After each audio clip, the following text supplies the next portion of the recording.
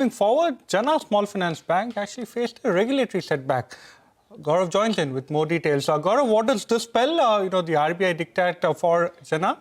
Well, yes, when we look at Jana Small Finance Bank, they had applied for the license of universal banking, but now RBI has returned the application, meaning that they have not given the application the rights for Jana Small Finance Bank to become universal bank.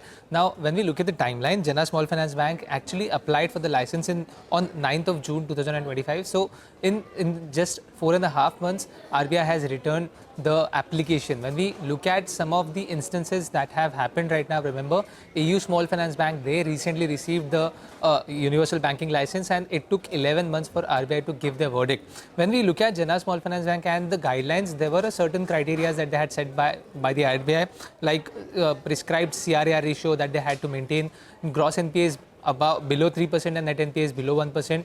When we look at Jana Small Finance Bank, it seems that on the number basis, they were meeting the criteria. In fact, they fulfilled the criteria by the end of FY25, and right after that, they applied for universal banking license. But there were some hurdles. When we look at second quarter's results, we saw they already actually reduced the PAT guidance almost to 0 to 2% versus what they were guiding for 30% growth.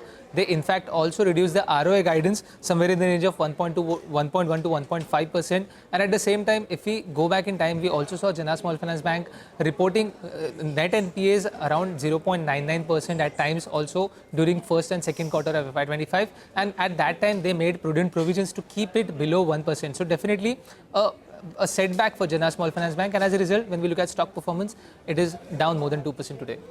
Well, absolutely right. Was down a lot more during opening, but since then has recovered marginally. But again, setback coming in as far as that particular name was concerned. On the other hand, IndusInd Bank, that particular stock has surged the day's highest point. IndusInd Bank almost 4% higher. And the other stock that's doing quite well is IndusStar. That particular company came out with its results, some positive news flow regarding Vodafone Idea as well, aiding the momentum over there. But with that, it's all the time we have on this edition of Midcap Radar, Mutual Fund Corner, when we return.